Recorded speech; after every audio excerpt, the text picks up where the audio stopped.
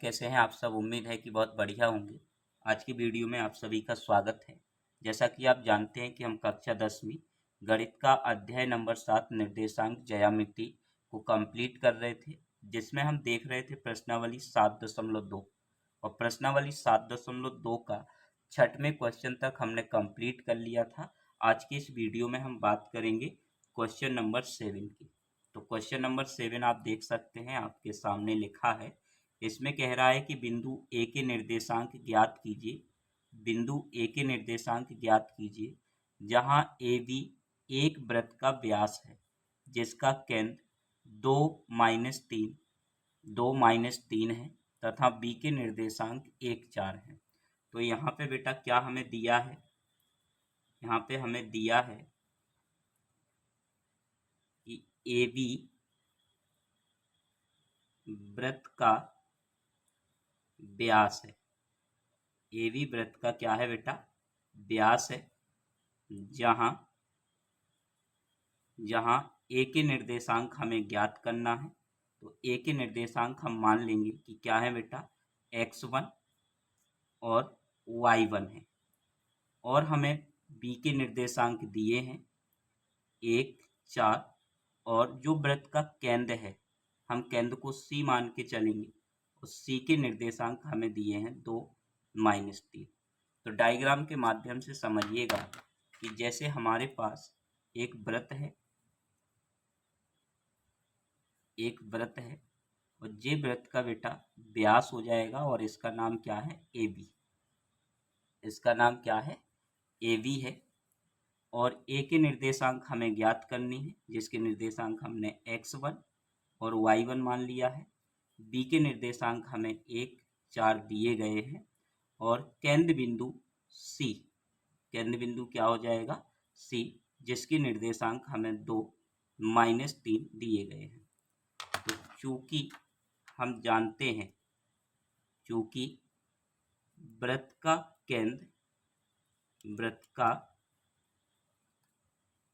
केंद्र व्यास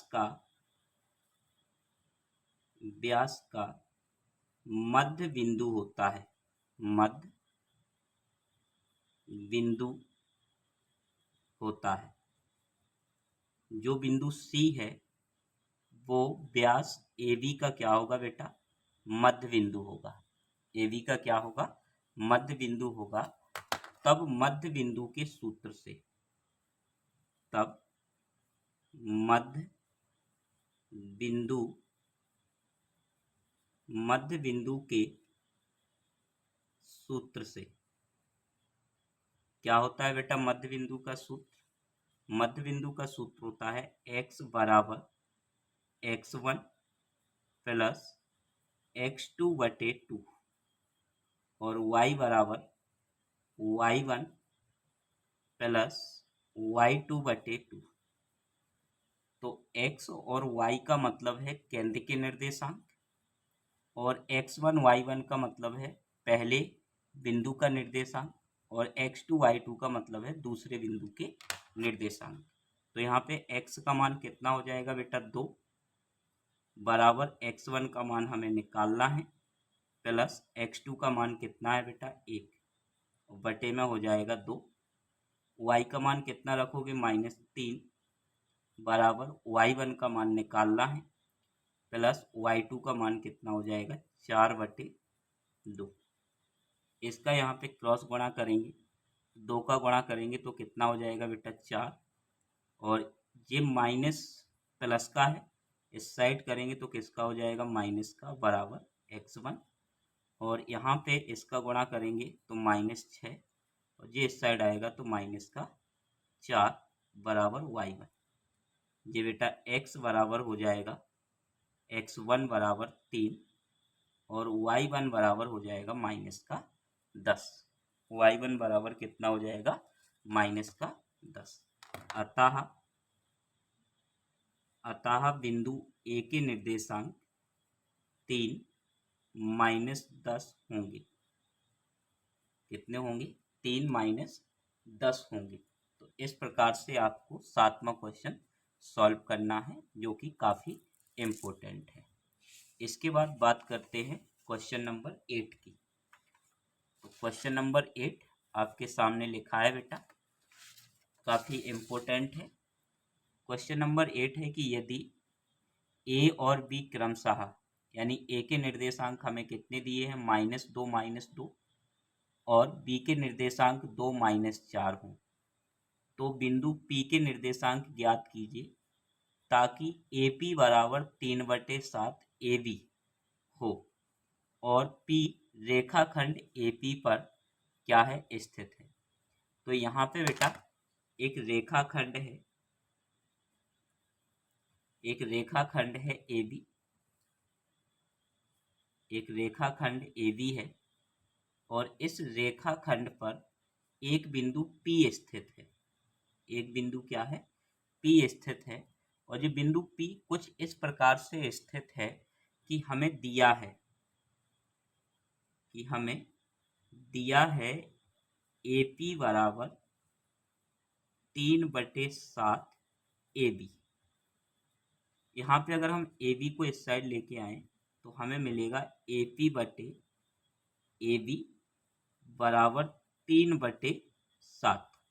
इसका मतलब जानते हो बेटा क्या होता है? इसका मतलब क्या है? इसका मतलब है अर्थात AP अनुपाते AB बराबर 3/7। तो यहाँ पे जो अनुपात हमें दिया है वो AP का अनुपात किसके साथ दिया है, AB के साथ दिया है। तो इससे हमारा काम नहीं बनने वाला है। हमारा काम बनेगा जब AP अनुपाते BP दिया गया हो, तो हम क्या करेंगे कि इस AP अनुपाते AB को चेंज करेंगे किसमें, AP अनुपाते BP में। इसके बाद विभाजन सूत्र से हम क्वेश्चन को सॉल्व करेंगे और यहाँ पे जो बिंदु P है इसके निर्देशांक हम निकाल सकते हैं। तो ध्यान से समझिएगा बेटा, यहाँ पे हम सबसे पहले क्या करेंगे, इसका जो है वो ये AP/AB बराबर कितना है, 3/7। कितना है, 3/7 है। तो हमें यहाँ पे इसका व्युत्क्रम लिखना है। क्या करना है, व्युत्क्रम करने पर, व्युत्क्रम करेंगे बेटा तो क्या हो जाएगा, AB/AP बराबर 7/3।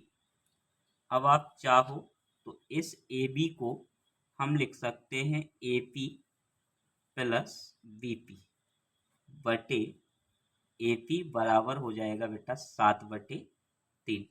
सेपरेट करेंगे अलग अलग तो AP के बटे में AP हो गया और प्लस BP के बटे में भी AP हो जाएगा और बराबर में आ जाएगा 7/3। यहाँ पे AP से AP कटेगा तो 1 बचेगा, तो 1 प्लस BP बटे AP बराबर 7 बटे कितना हो जाएगा बेटा, 3। और एक इस साइड जाएगा तो BP बटे AP बराबर 7/3 - 1। एलसीएम लेके इसे सॉल्व करेंगे बेटा, तो एलसीएम लेंगे तो 3, तो 7 माइनस कितना हो जाएगा, 3। यानी कि यहाँ पे बचेगा 4/3 और ये किसके बराबर है, BP बटे AP। इसका फिर हम व्युत्क्रम करेंगे, व्युत्क्रम करने पर, तो जब बेटा व्युत्क्रम करेंगे तो AP बटे BP बराबर हो जाएगा 3/4। यानी कि अर्थात अब हमारे पास जो अनुपात है वो AP अनुपाते BP बराबर 3/4। यानी आप देख सकते हैं कि जो बिंदु P है वो AB रेखा को 3/4 में क्या करेगा, विभाजित करेगा। किसमें विभाजित करेगा, 3/4 में विभाजित करेगा। अब यहाँ पे हम विभाजन सूत्र से इसको सॉल्व कर सकते हैं। किससे सॉल्व करना है बेटा, विभाजन सूत्र से। विभाजन सूत्र से, विभाजन सूत्र क्या होता है, x बराबर m1 x2 plus m2 x1 बटे m1 प्लस m2 और y बराबर m1 y2 plus m2 y1 बटे m1 प्लस m2। अब यहाँ पे बेटा हमें x और y का मान ज्ञात करना है और m1 का मान हमें कितना दिया है 3, तो हम पुटअप करेंगे तो 3 गुणे x2 का मान यानी कि b के निर्देशांक जो दिए हैं वो 2 हो जाएगा प्लस m2 का मान 4 और x1 का मान -2 बटे m1 का मान 3 और प्लस में हो जाएगा 4 m2 का मान। ये किसके बराबर है बेटा x, और y बराबर हो जाएगा 3 गुणे -4 प्लस m2 का मान है 4 गुणे y1 -2 बटे 3 प्लस 4। अब इसे सॉल्व करेंगे तो x बराबर 3 दूनी 6 और ये हो जाएगा कितना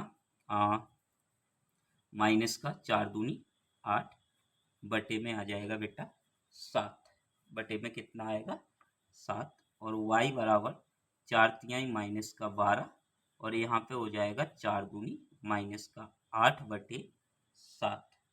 इसको सॉल्व करेंगे तो यहाँ पे x बराबर -2 बटे 7 और y बराबर हो जाएगा -20 बटे 7।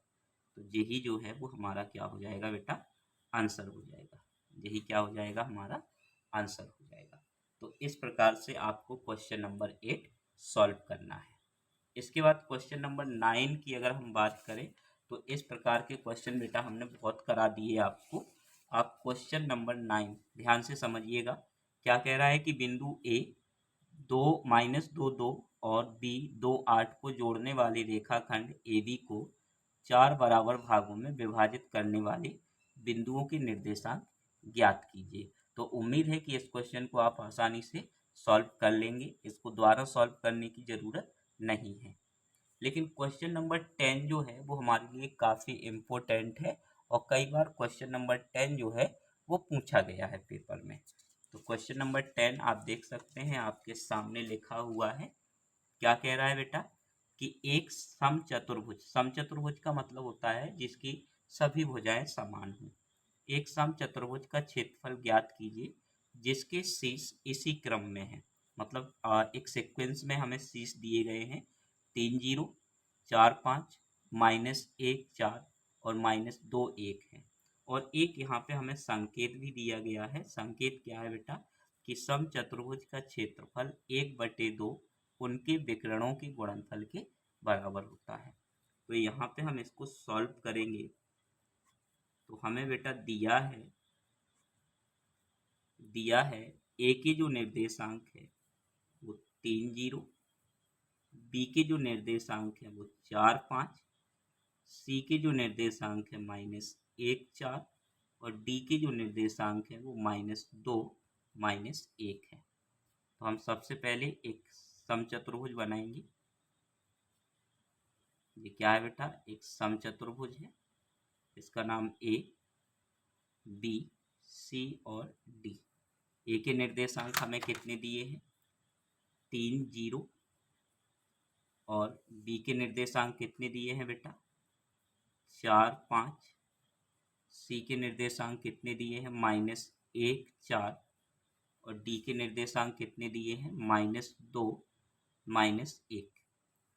और यहाँ पे जो संकेत दिया है कि इनके विकर्णों का गुणनफल, यानी एक विकर्ण हमें क्या निकालना है बेटा AC और एक विकर्ण हमें क्या निकालना है BD। तो AC को कैसे निकालोगे दूरी सूत्र से, तो AC को कैसे निकालोगे दूरी सूत्र से निकालोगे बेटा।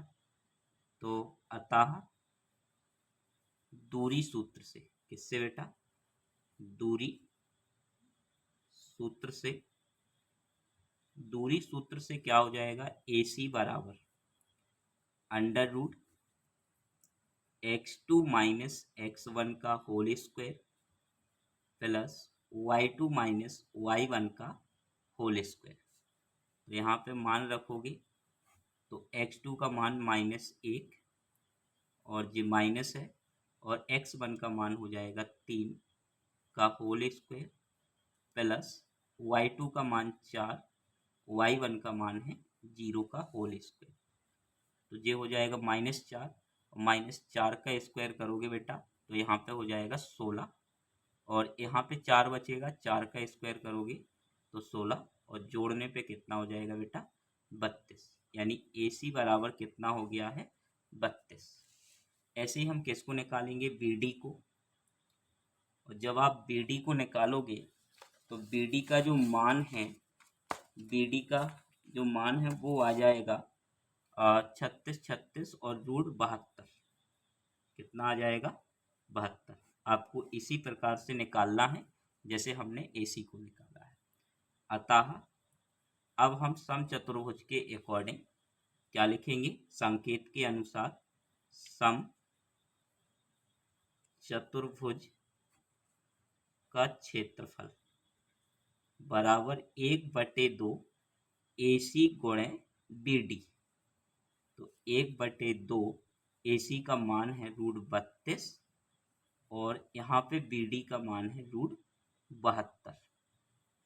तो यहाँ पे अब हमें क्या करना है बेटा कि अगर हम 1/2 यहाँ से हम बाहर निकालना चाहें तो हम लिख सकते हैं इसको 4√2, अंदर जाएगा तो 16, 16 दूनी 32 और इसको लिख सकते हैं हम 6√2। तो यहाँ पे कोई 2 जे कट जाएगा तो क्या बचेगा 2√2 और गुणे 6√2 तो 6 दूनी हो जाएगा 12 गुणे 2 और 12 दूनी कितना बेटा 24 वर्ग इकाई हमारा आंसर हो जाएगा। तो इस प्रकार से आपको इस 7 चैप्टर को कंप्लीट करना है। अब हम नेक्स्ट वीडियो में समझेंगे 8 अध्याय के बारे में।